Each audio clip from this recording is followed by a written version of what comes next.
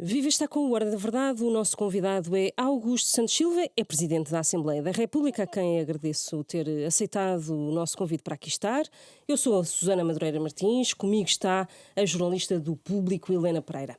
Muito bem-vindo. Há um mês que estamos a ver em direto o conflito israelo-palestiniano e o tema não é consensual no panorama político português. No nosso Parlamento foi, de resto, difícil encontrar um texto comum sobre o tema.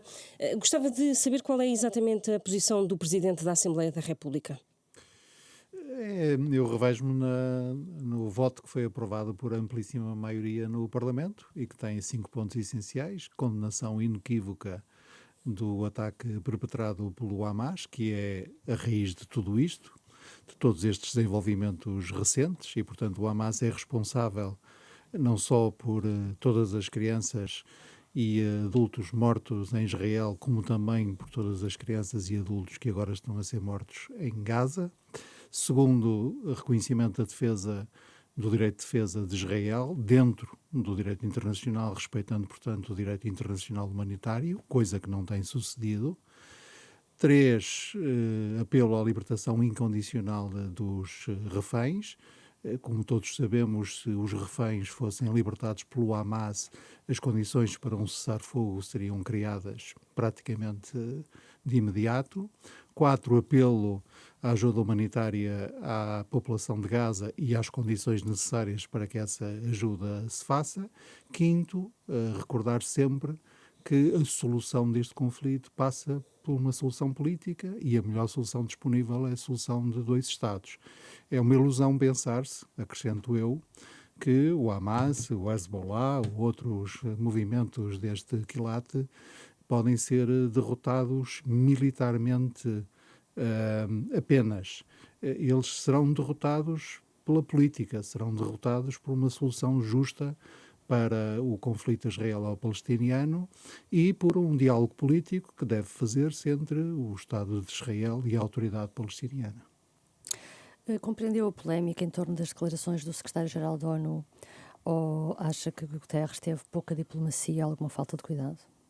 Não, acho que o secretário-geral das Nações Unidas esteve muito bem, disse toda a verdade.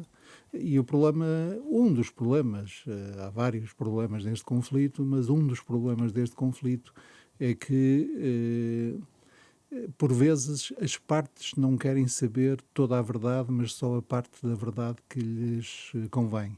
E é muito importante que alguém, e nada melhor, ninguém melhor do que o secretário-geral das Nações Unidas para o fazer, possa dizer toda a verdade. Mas Aquela conveniente e aquela inconveniente para qualquer das partes. O senhor partes. diria que o ataque do Hamas não veio do nada? O ataque do Hamas não se faz no vácuo, foi a expressão usada pelo secretário-geral, isto é preciso compreender o contexto, mas como o secretário-geral das Nações Unidas começou por dizer, nenhum contexto justifica a barbaridade do ataque do Hamas. Eu repito, na minha opinião, agora na minha opinião pessoal, o Hamas é responsável por tudo o que está a acontecer em Israel e em Gaza, incluindo em Gaza. E posso explicar porquê. Porque foi o Hamas que desencadeou esta fase do conflito, com um ataque que faz lembrar os ataques nazis a judeus, com um ataque que foi deliberadamente conduzido para atacar civis, para chacinar pessoas, para chacinar bebés, para matar bebés à frente dos respectivos pais e pais à frente dos respectivos filhos. E nós não podemos esquecer em nenhum momento esta raiz. O Hamas é responsável porque usa a população civil de Gaza, usa os equipamentos sociais e educativos de Gaza como seus escudos, usa as pessoas como escudos humanos, porque faz gala de ter o maior número possível de baixas entre a sua população. Terceiro, o Hamas é responsável porque não protege a população civil de Gaza, porque tem Gaza cheia de túneis que servem para armas e para militares, mas não servem para abrigos antiaéreos, por exemplo, da respectiva população. Quarto, o Hamas é responsável porque tem 240 pessoas sequestradas grande parte delas são civis, uma parte considerável delas são crianças e adolescentes e não as liberta, e o Hamas é responsável porque se recusa a aceitar a existência do Estado de Israel e se recusa a aceitar a da autoridade palestiniana e faz do terror a sua arma. E, portanto, essa responsabilidade não pode ser omitida em nenhum momento.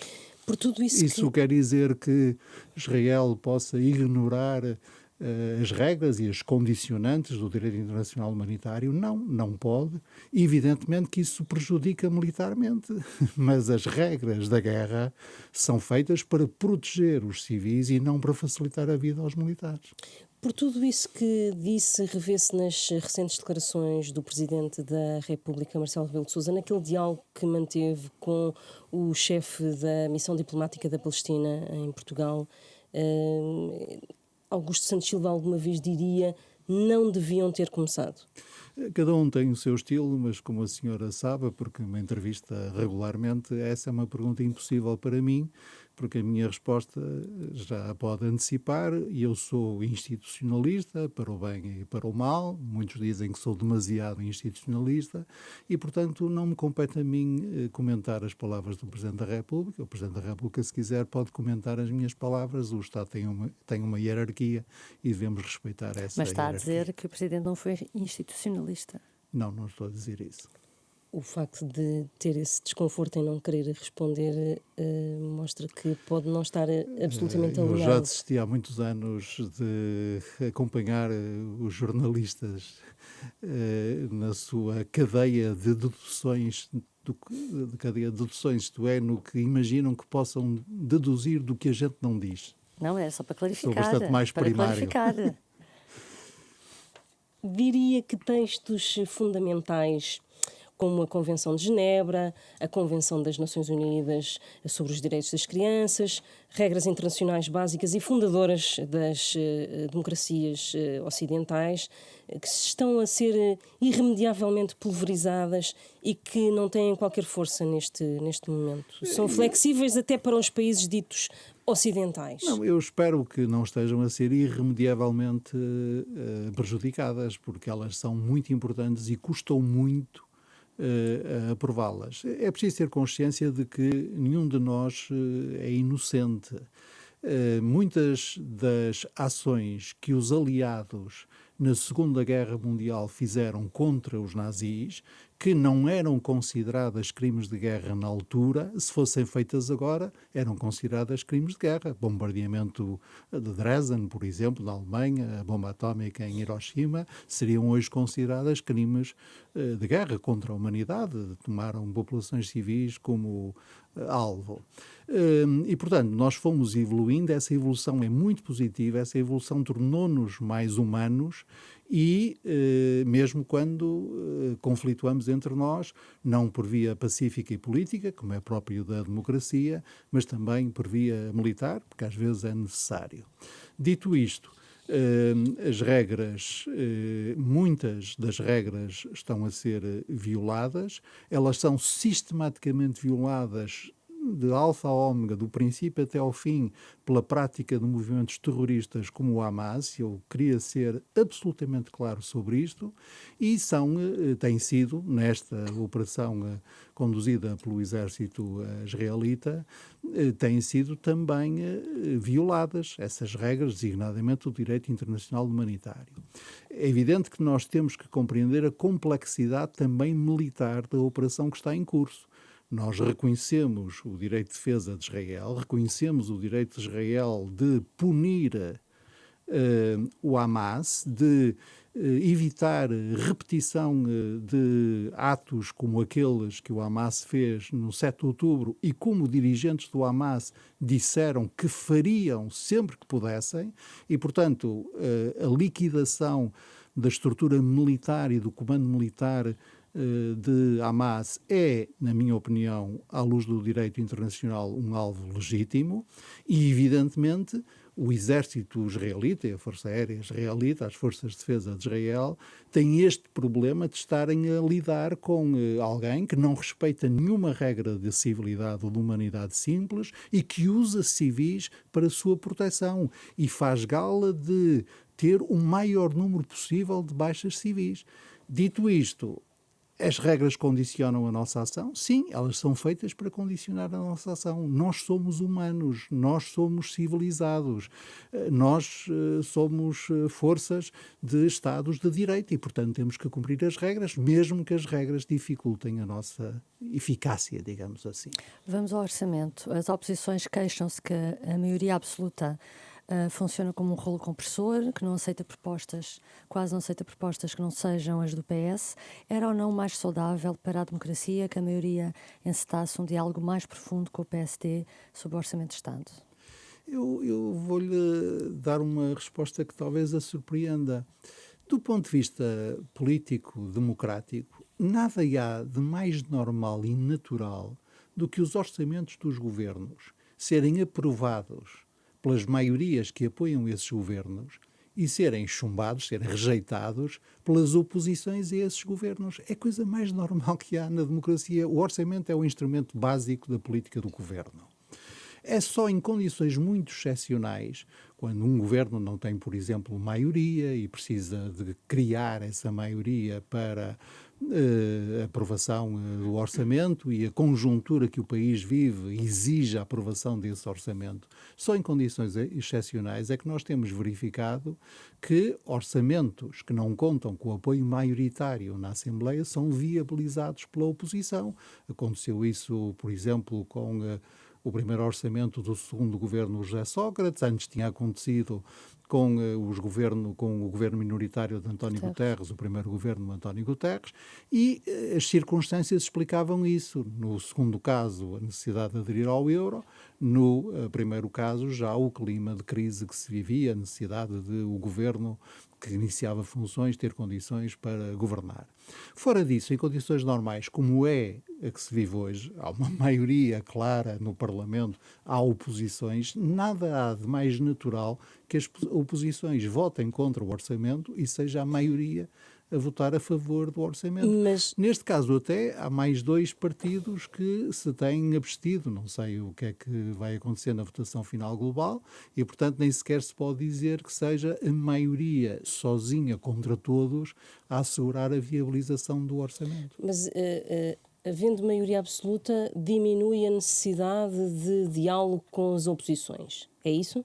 Não, havendo maioria absoluta, o diálogo é sempre bom. E é bom, sobretudo, nas grandes áreas de soberania, onde, aliás, a própria Constituição, por vezes, exige maiorias qualificadas e onde a posição internacional de Portugal beneficia de, em matéria de defesa, negócios estrangeiros, assuntos europeus, também, geralmente, de justiça e até segurança interna, haver uma convergência entre os 2 partidos que lideram os governos PS e PSD.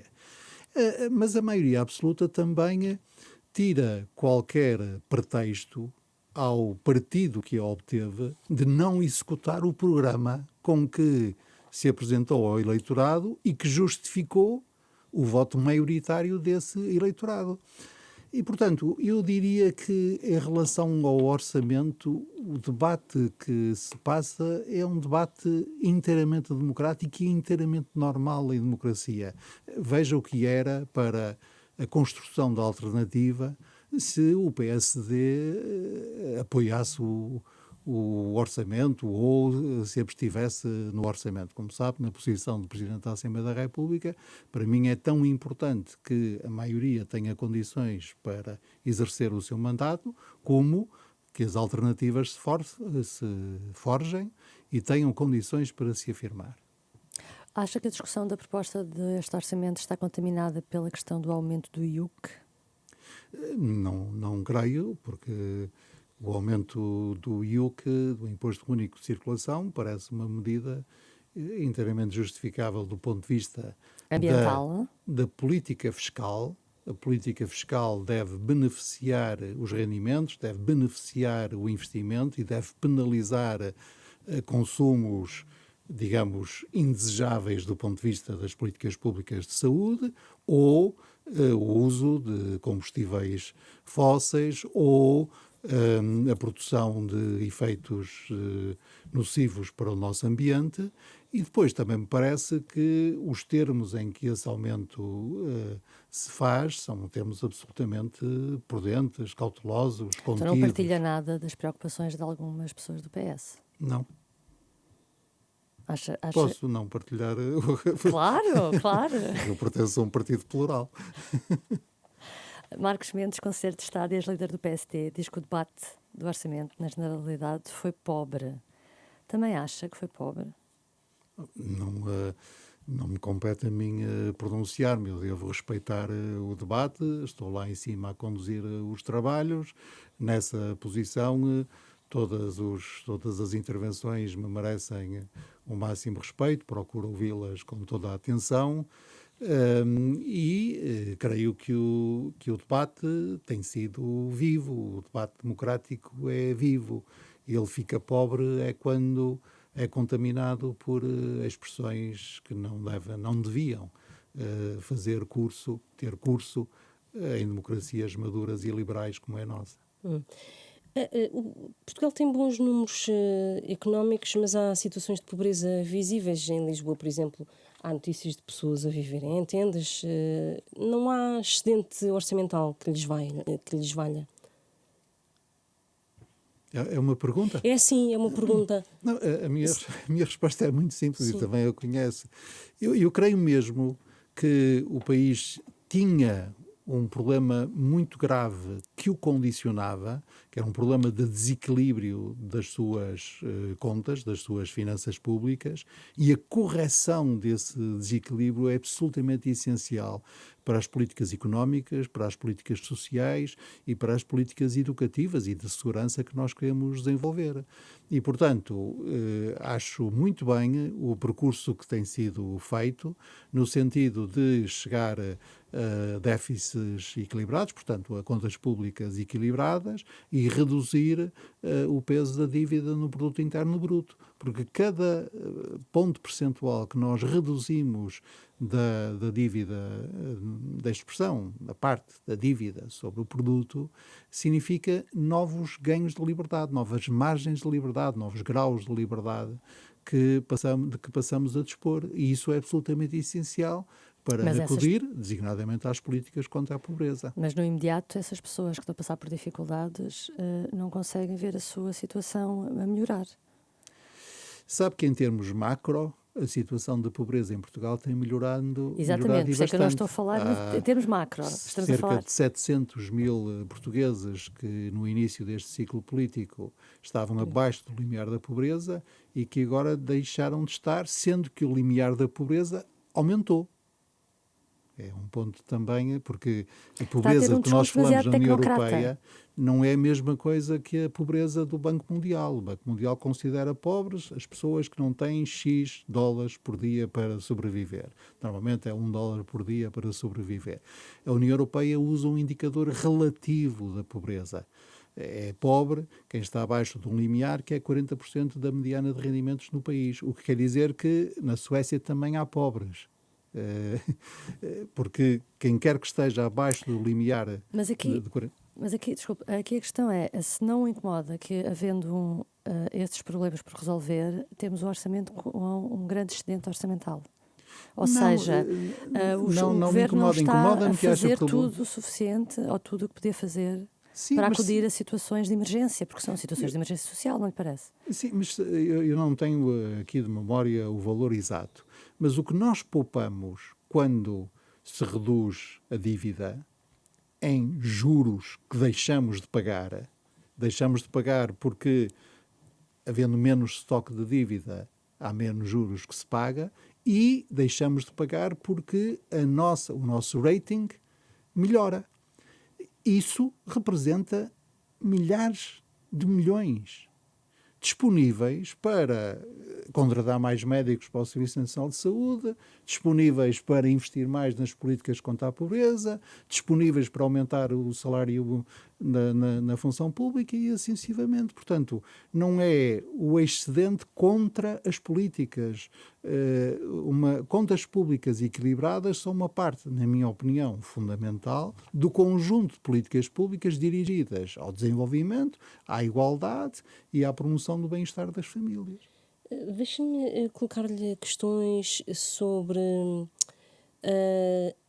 buscas a partidos e buscas, e esta semana tivemos a notícia de que houve buscas à residência oficial do Primeiro-Ministro. O Sr. Presidente da Assembleia da República já veio dizer há uns meses, quando foram as buscas à casa de Rui Rio, que o Ministério Público devia prestar esclarecimentos sobre este tipo de buscas. Considera que o Ministério Público tem tido uma atitude demasiado proativa em relação aos partidos políticos e que isso deve ter regras, como já chegou a defender o Primeiro-Ministro? Eu não sei se tem uma atitude demasiado proativa porque eu não conheço os processos. Sei que há processos em Portugal que conduziram a condenações e há processos em Portugal que conduziram a absolvições. E, portanto, manda a prudência que esperemos até ao fim. Devemos isso, no que diz respeito a figuras políticas, devemos isso a pessoas como, por exemplo, Leonor Beleza, Miguel Macedo ou Azeredo Lopes, que viram as suas carreiras políticas interrompidas, para não dizer liquidadas, por processos dos quais saíram totalmente inocentados. Portanto, aí não sei dizer se é demasiado proativo, se é demasiado contido. O que eu sei é que o Ministério Público tem não o dever, mas o poder, não é uma obrigação, é uma faculdade de prestar esclarecimentos públicos sempre que entender sobre processos que estejam em curso. Ele, Ministério Público, não os jornais, não as televisões, não as rádios, mas ele, Ministério Público. E, no caso que citou, que foi o caso da realização de buscas a um ex-dirigente partidário por razões aparentemente relacionadas com a aplicação de uma lei da Assembleia da República sobre financiamento, o que eu disse é que me parecia estarmos perante um caso em que essa faculdade que o Ministério Público tem, que a Sra. Procuradora-Geral tem, de fazer esclarecimentos públicos em seu nome, era um caso que essa faculdade seria útil. E, portanto, mas como se sabe, esse esclarecimento não foi prestado. E considera que seria útil também o Ministério Público explicar bem aquilo que se está a passar esta semana ao nível de buscas a membros do Governo e também à residência oficial do Primeiro-Ministro? Não é explicar, é esclarecer, é informar, porque, evidentemente, nós não podemos deixar de reconhecer que há, para usar o jargão jurídico, um alarme social associado à realização de buscas a sedes de partidos políticos ou a ministérios ou às instalações em que trabalha o Primeiro-Ministro. E, portanto, nesses casos, julgo que essa faculdade que a lei, tanto quanto sei, confere ao Ministério Público é uma faculdade que seria útil exercer. Está, tendo em conta que fez esse apelo quando aconteceu o caso do PST, está minimamente confiante que desta vez o Ministério Público perceba a necessidade de dar esses esclarecimentos em nome do alarme social? Não, até verifiquei que esse meu não foi apelo, foi essa minha opinião não teve nenhuma sequência, portanto não respeito integralmente, naturalmente, a autonomia das entidades judiciais. Eu disse o que tinha a dizer, julguei importante dizer, por causa da questão que estava em causa, que era tipicamente a atividade de partidos políticos e a atividade de partidos políticos no que dizia respeito a financiamento público, portanto tinha a ver com matérias nas quais as decisões de entrega de subvenção pública a partidos políticos eram decisões tomadas por mim próprio, a minha assinatura que está lá, achei que devia intervir e intervim. Mas acha que o Ministério Público não faz esses esclarecimentos porquê? Por Sei, alguma arrogância não, ou por entender que não quer sei, falar? Tem que perguntar ao Ministério Público, não me pergunta a mim. Há outro assunto que a Susana estava a perguntar também, gostava só de insistir, que tem a ver com se acha que devia haver regras para buscas em partidos políticos ou entidades políticas, como ministérios. Eu verifiquei que ainda houve um início de debate público sobre esse tema, mas não prosseguiu exatamente A que porque é que chama início de debate público? um início de debate público, porque, se a memória não me falha, com a minha idade já tenho que fazer estas, como vocês dizem, disclaimers. O secretário-geral adjunto do Partido Socialista deu uma conferência de imprensa, ou fez uma declaração pública, dizendo da disponibilidade do PS para reexaminar com o PSD, portanto, por uma lógica de 2/3, essas regras. E depois ouvi declarações do presidente do PSD afastando essa possibilidade, como, na minha opinião, é evidente que essa possibilidade só podia ser examinada pelos dois maiores partidos em conjunto, daí deduzi que o debate se tinha iniciado, mas não tinha... Mas defende que regras seriam essas? Defende que seja alterada alguma coisa? Não O quê? sei, eu não sou jurista e, portanto,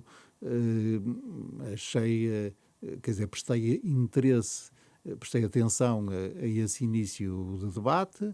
Imagino os dois Alguns partidos, destes novos factos, isto os dois partidos devia ter têm, novos desenvolvimentos, esta intenção por parte do não Partido sei, Socialista. estão a fazer as perguntas à pessoa errada. Eu sou sociólogo, não sou jurista, não tenho nenhuma experiência com o sistema judicial e, portanto, não vos posso ajudar. Mas quer no PSD, quer no PS, há muita gente muito qualificada nesta área que pode ajudar. Deixe-me só, para ficar bem claro, o Primeiro-Ministro tem o direito de pedir esclarecimentos ao Ministério Público sobre esta questão que estamos a tratar neste exato momento. Está sobre a dizer buscas. ou está a perguntar? Estou a perguntar. Não sei, não sou advogado, não sei responder a essa pergunta. O que eu sei, julgo saber, é que é o contrário, que o Ministério Público tem a faculdade, a lei confere ao Ministério Público a faculdade de produzir esclarecimentos públicos. Não sei muito mais do que isso. Isto pode intensificar aquela tensão que existiu há uns meses entre o Presidente da República e o Primeiro-Ministro à boleia do caso Galamba? O Presidente da Assembleia da República pode... O que é isto? Esta situação que estamos a viver, porque Não sei, não faço ideia. Portanto, esta entrevista foi realizada numa terça-feira de manhã, às 10 da manhã. É verdade, confesso, que no carro para cá ouvi na rádio que estavam a decorrer buscas em vários ministérios e em casas particulares. Não sei mais nada, portanto, à hora em que estou a responder, não posso dizer mais do que isso. Confesso que sei que estavam a decorrer buscas, não faço ideia a quem, porquê, com que resultados. Preocupa-o este retomar dos casos e casinhos em torno do governo e em torno de instituições do país? Não me parece que estejamos aqui perante uma questão de casinhos. Algo mais grave, então?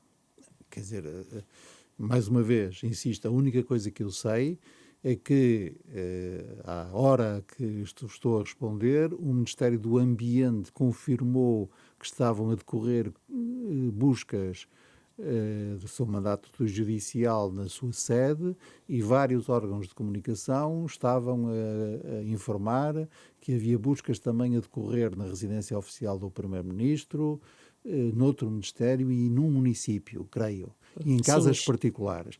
E, portanto, eu diria que isto não é propriamente, não parece ser a dimensão de um casinho. Gostava de passar-te agora para os temas da saúde. Da saúde? Da saúde, sim. Mas eu sou presidente do Certo. Parlamento. Ok? Sim, mas não tem sido fácil encontrar uma via de consenso entre sindicatos, e o governo para resolver os problemas dos médicos. Pergunto se considera que o Serviço Nacional de Saúde pode estar em risco, tendo em conta tantos apelos, por exemplo, do professor Fernando Araújo, de que este podia ser um mês muito Estar em dramático. risco, garanto que não. O Serviço Nacional de Saúde já passou por conjunturas piores, designadamente a pandemia, mas já antes tinha passado por conjunturas difíceis, e o nosso Serviço Nacional de Saúde é suficientemente robusto, está suficientemente maduro, é suficientemente dotado de meios financeiros, humanos e materiais para os portugueses poderem estar seguros. O seu Serviço Nacional de Saúde não lhes falhará. E neste cenário, o mais certo, é uma pergunta também, é que os privados possam acabar a prazo por sair beneficiados desta situação em que os médicos e o governo não se entendem? Não creio, acho que pode haver benefício para todos se houver acordo e, sobretudo, se houver uma decisão e uma reforma equilibradas, mas também efetivas da gestão do Serviço Nacional de Saúde, da organização do Serviço Nacional de Saúde, que devem ser feitas sem temor, porque a minha experiência política mostra que quando nós fazemos reformas, há sempre 3 fases. Há uma fase A, em que as pessoas, muitas pessoas, incluindo peritos, comentadoras, dirigentes sindicais, dirigentes políticos, ativistas, profissionais, por aí fora, exigem as medidas A, B e C e dizem o que era importante, não se percebe como é que, dou apenas um exemplo, a rede de cuidados primários funciona independentemente da rede dos hospitais. Isso não faz sentido, a gestão devia ser articulada, os territórios deviam ser levados a sério, devíamos avançar para unidades locais de saúde. Ou, dizem, por exemplo, não se percebe como é que os médicos não têm mais autonomia, os médicos, os enfermeiros e os outros profissionais não têm mais autonomia, não participam mais nas suas unidades, não fazem os centros de saúde e não são remunerados melhor se tiverem maior produtividade. Não faz sentido ficarmos só para as unidades de saúde familiar tipo A, temos que avançar para as unidades familiares tipo B. Isso é uma primeira fase. Depois há uma segunda fase, que por vezes acontece, em que há um governo que diz vamos aplicar essas medidas. E muitas vezes aqueles que na fase A as reclamavam ficam imediatamente contra. Porquê? Porque nós temos uma certa reação à mudança, temos medo, num certo sentido somos todos conservadores, gostamos mais do status quo que conhecemos, o incerto, o futuro parece-nos sempre, a novidade parece-nos sempre ameaçadora, etc. E depois há normalmente uns anos que decorrem. E quando as medidas são mesmo implementadas, há uma fase C em que já toda a gente as dá por adquirido e já ninguém as discute. Eu vivi isto quando era Ministro da Educação, que não era Ministro da Educação.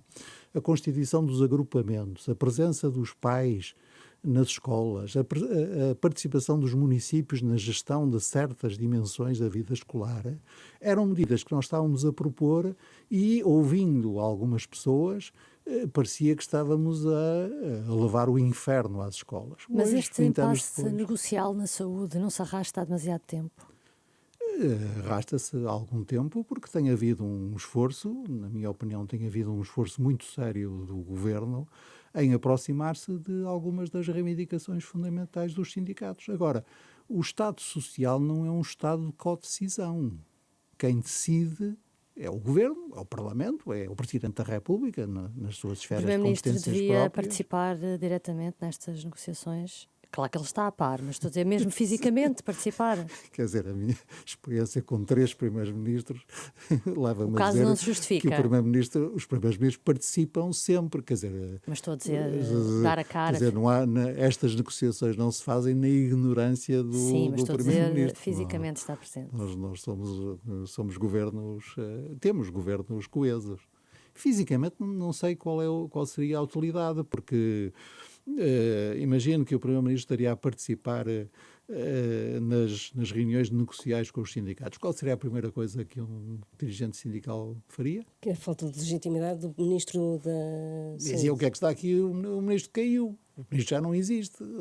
Portanto, isto tem que ser gerido com Alguns elementos do inteligência. PS, como Lacerda Salles e como Pedro Nuno Santos, pedem uma intervenção mais direta, por exemplo, do Ministro das Finanças, presencialmente. Eu devo dizer que, enfim, na minha perspectiva, essas preocupações são inteiramente legítimas, evidentemente, mas não são as minhas preocupações. A minha preocupação é esta. Nós queremos melhorar o serviço que o Serviço Nacional de Saúde presta às populações. Nós temos hoje um problema que é o Serviço Nacional de Saúde depende demasiado das horas extraordinárias que os médicos e os enfermeiros fazem e do recurso a prestadores de serviços. Com este horário que os médicos têm e este tempo, por exemplo, de urgência que esse horário comporta. Neste momento nós temos, tanto quanto se percebe, reivindicações para reduzir o horário de trabalho semanal, reduzir o tempo de urgência que esse horário inclui para os médicos que fazem urgência. Ao mesmo tempo, temos a Ordem dos Médicos a contestar a contratação de médicos estrangeiros. Todos nós estamos de acordo que faltam médicos em Portugal, mas durante muitos anos, e ainda agora isso se sente, organizações dos médicos foram as primeiras a contestar qualquer aumento de vagas para cursos de medicina. E, portanto, há que fazer alguma coisa para que o aumento das remunerações dos médicos, a melhoria das suas condições de trabalho, a conciliação da vida profissional com a vida particular, o menor recurso a horas extraordinárias, seja compatível com o aumento do desempenho, a melhoria do desempenho e o aumento do produto operacional do Serviço Nacional de Saúde. Na minha opinião, as propostas que o Ministro Manuel Pizarro tem apresentado vão nesse sentido. Na minha opinião, esse é um bom sentido. Vamos ver. Acha que não há vontade nenhuma dos sindicatos de chegarem a acordo? Não acho que há vontade dos sindicatos de chegarem a acordo. Por isso é que os sindicatos estão a negociar, por isso é que este processo negocial está a demorar tanto tempo e é bom que ele não seja rompido. Um pacto da saúde PS-PSD, como chegou a propor o líder do PSD, para si não faz sentido? Não é uma daquelas áreas que há pouco falava? Não, é preciso ver o que é que há para além da fórmula. Tanto quanto eu sei, há uma divergência fundamental entre o PS e o PSD em matéria do sistema de saúde. Para o PSD há um sistema de saúde em que o Serviço Nacional de Saúde é uma componente, os prestadores sociais e privados são outra componente que deve ser articulado e, do lado do PS, o Serviço Nacional de Saúde é o pilar fundamental do sistema de saúde e o recurso aos privados e ao setor social deve ser supletivo. Espero estar a descrever bem a posição. E, portanto, não é fácil fazer um pacto. Mas nós, neste momento, não precisamos de leis na Assembleia da República, já temos. Não precisamos de decretos-lei sobre a organização, o estatuto, porque eles também já foram aprovados e promulgados.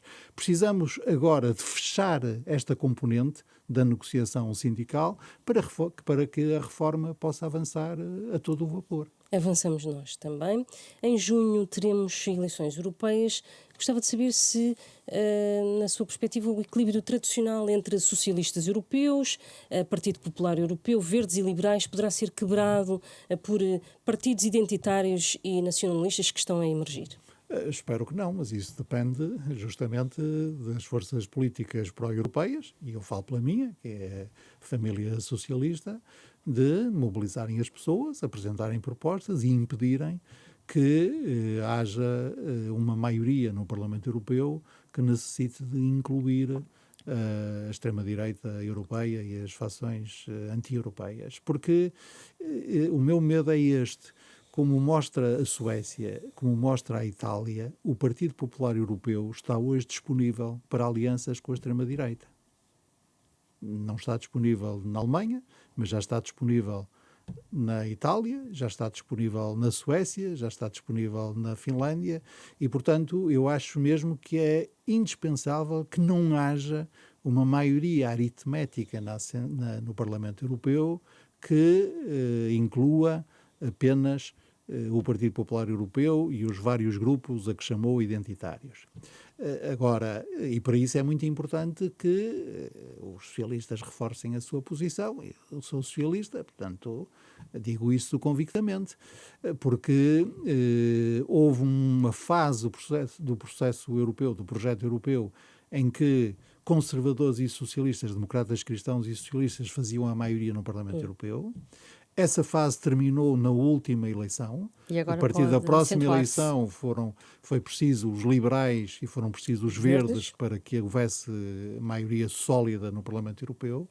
Correu bem, em geral, liberais, verdes, democratas cristãos e socialistas têm uma visão do projeto europeu positiva e, portanto, por muitas diferenças que tenham, e têm muitas, lá se vão entendendo.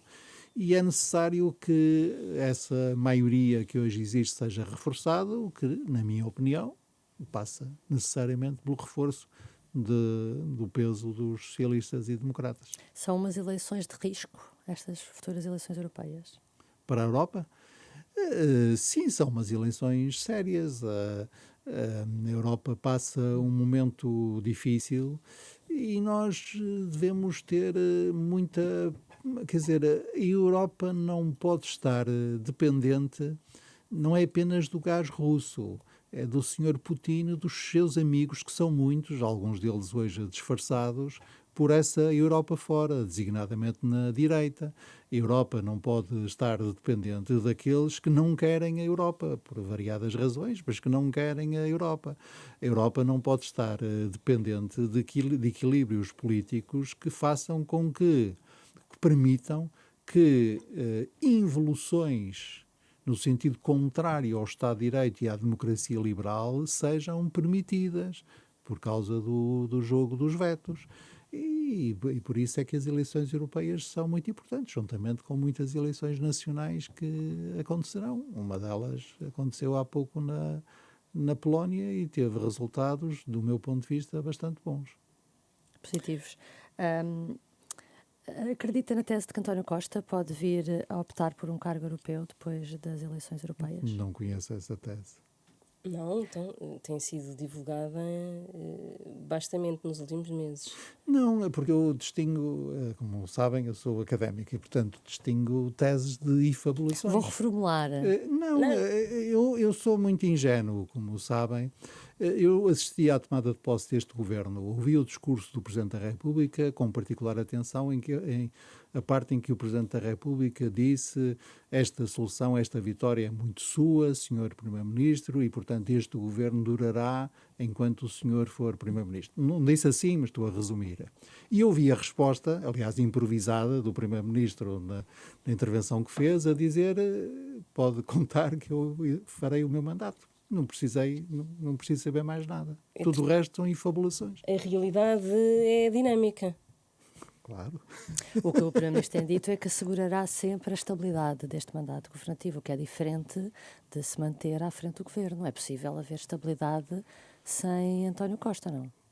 Tenho que lhe perguntar. Não me pergunta a mim. Para mim, a coisa é muito simples. Desde fins de março de 2022 decorre uma nova legislatura, a 15ª, que vai decorrer até outubro de 2026. Essa é exatamente. E assim é nesse horizonte que eu trabalho. Como Presidente da Assembleia da República, fui eleito para esta legislatura. Sim. Mas como o senhor está acima do governo, era importante perceber o que é para si estabilidade. A estabilidade é muito simples, a estabilidade política é muito simples do ponto de vista parlamentar. A estabilidade depende do Do Primeiro-Ministro? ponto de vista parlamentar. Essa não é a leitura que um Presidente do Parlamento pode fazer, mas é a leitura que o Presidente da República fez. Do Presidente do Parlamento é muito simples. O Governo nasce de uma maioria. da relação de forças que há no Parlamento. Por isso é que não basta ser só o partido mais votado, é preciso ter condições para assegurar uma maioria parlamentar que não bloqueie, pelo menos não bloqueie a atividade do governo. E, portanto, desse ponto de vista, há uma maioria no Parlamento, essa maioria é sólida, funciona naturalmente, e essa maioria permite que haja um governo. E o governo responde politicamente perante a Assembleia, coisa que o tem feito. Não temos, até com um novo ritmo, com este novo regimento, o Primeiro-Ministro até vai muito mais vezes ao Parlamento. Portanto, há estabilidade política no Parlamento, o governo tem maioria no Parlamento, houve já 3 moções de censura que foram derrotadas por uma margem muito expressiva. O governo responde politicamente perante o Parlamento, portanto, do ponto de vista do Parlamento, vivemos tranquilamente até 2026. Esse ponto de vista é suficiente? Não, porque o Presidente da República tem também poderes muito próprios, pode até dissolver o Parlamento. Esse o que é fantasma que ainda não fará passou. sobre isso? Tem que perguntar Pois, mas está muito convicto que a legislatura vai até 2026. Esse fantasma já desapareceu, da dissolução. Nunca me assolou esse fantasma, nunca O me Presidente perturbou. falava várias vezes disso, nunca ficou preocupado, nunca ligou nenhuma. Não vamos fazer perguntas que insinuam respostas que poderiam ser desrespeitosas. Então porquê? Não Desrespeitosas ligou nenhuma. eventuais Então, respostas. acha que alguém possa dizer não ligou nenhuma ao que o Presidente da República diz? Evidentemente que se liga. E o Presidente da República também já explicou porque é que em alguns momentos falou na dissolução. E agora Aliás, não. para explicar porque é que ela seria negativa. E o facto de não falar agora preocupa-o? A mim? Não, mas a minha motivação, o meu ganha-pão não é o dramatismo. Eu não vivo de catástrofes. Pelo contrário, enquanto Presidente da Assembleia da República, eu vivo da mais chã e sensaborona, se quiserem dizer assim, vida democrática. Estou quase a citar uma expressão de João da Ega nos Maias. Não sei citar literalmente, mas é qualquer coisa assim. Vida bonacheirona, tranquila, de uma democracia. Nós precisamos disso. Veja o que acontece. Sabem, um ponto que é muito importante recordar, neste 7 de novembro, dia em que esta entrevista foi realizada e passa um mês sobre o massacre perpetrado pelo Hamas em Israel, as democracias já estiveram em guerra, mas nunca estiveram em guerra umas contra as outras. Nunca. Nunca isso aconteceu. 2 Estados democráticos estarem em guerra um contra o outro. E isso é muito importante. Deixa-me só continuar ainda com o Presidente, que está a ser contestado por causa da polémica da Palestina e agora no tratamento de duas crianças luso-brasileiras. Todos têm o limite da sua popularidade e o Presidente atingiu o seu limite de popularidade ou a instituição Presidente está em crise? Eu posso dizer uma graça, Claro. pode ser uma graçola. Chama Augusto Santos Silva, não Luís Paixão Martins. Isso quer dizer, Não, quer dizer exatamente que eu não sou consultor de comunicação, não sou especialista de comunicação, eu sou o objeto. Não queria que desse conselhos ao Presidente, era que fizesse a sua apreciação. Toda a gente sabe que para se ser estadista e para que as pessoas reconheçam o que nós fazemos, a última coisa em que devemos pensar é mesmo na popularidade. Aliás, umas frases do Churchill adequadas para isso. Mas o atual Presidente da República não sou comentador representante.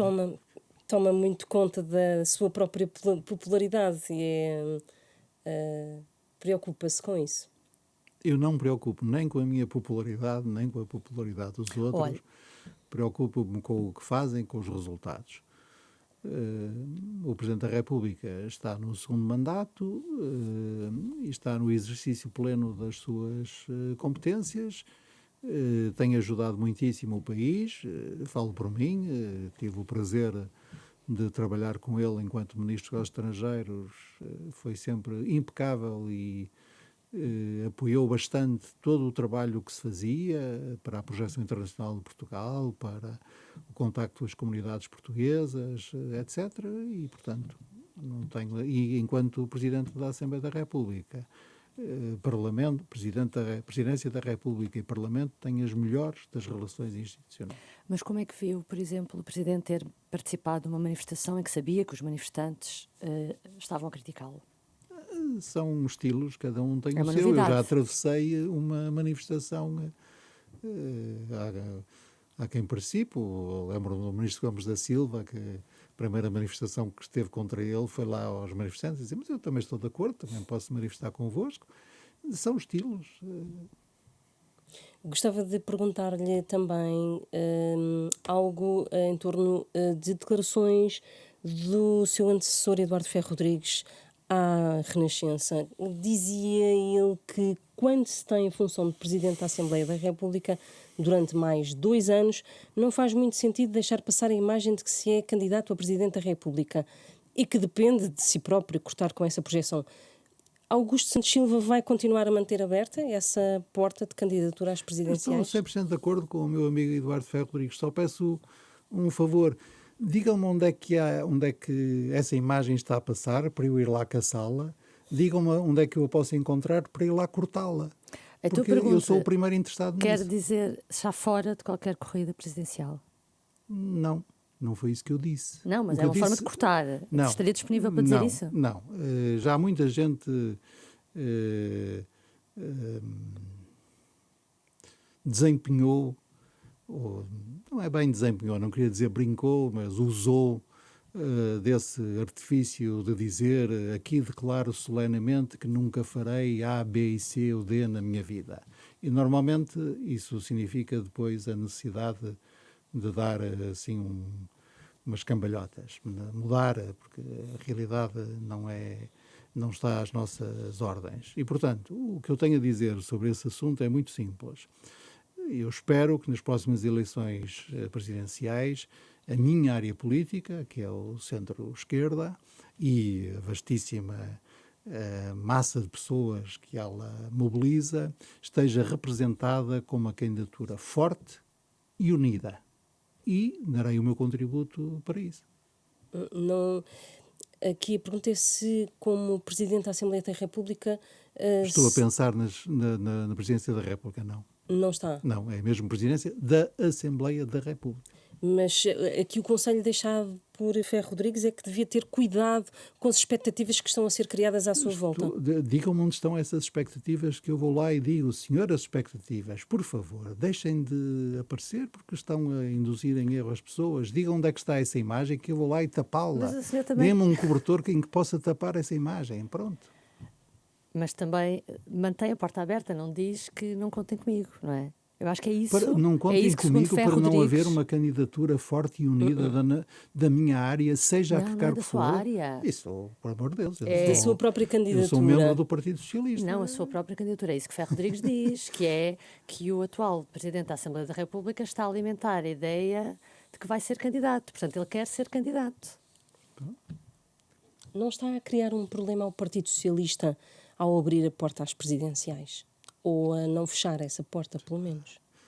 A minha inteligência não consegue acompanhar esses raciocínios. Então, porquê? Porque é mais básico, é mais... Então acha que Ferro Rodrigues está a ver coisas que... Não existem? Não existem? Não é isso que eu estou a dizer. Não. Ainda sobre presidenciais, gostava de saber se considera que é assustador suceder a Marcelo Rebelo de Sousa. Essa pergunta não faz sentido. Porquê? Porque já estou a perceber onde é que está essa tal imagem com que eu tenho que cortar. Está mesmo aqui nesse estúdio. Eu estou a dizer nada. As senhoras estão a fazer-me perguntas como se nós estivéssemos a falar das eleições presidenciais que ocorrerão em janeiro de 2026. Ainda e, falta portanto, não muito faz tempo. nenhum sentido estar agora a discuti-las. Sr. Presidente da Assembleia, mas é assim, se o Ferro Rodrigues, que foi Presidente assessor, faz, e foi à Renascença, estas declarações, e que não é normal, um Presidente da Assembleia da República anterior fala assim sobre o seu sucessor, é porque existe aqui realmente essa expectativa criada. E, portanto, não somos nós que estamos do nada a ir buscar. Não, a interpretação que eu faço é bastante mais benigna. É porque é um grande amigo meu, aliás, que me inspirou e inspira regularmente, pelo seu percurso, pelas suas ideias, pelos seus valores. É um conselho de amigo que já disse subscrever a 100%. Vai tentar seguir. Está assim terminado este Hora da Verdade. Tivemos como convidado o Presidente da Assembleia da República, Augusto Santos Silva, a quem eu renovo os agradecimentos para estar aqui, para ter aceitado este convite. Regressamos na próxima semana.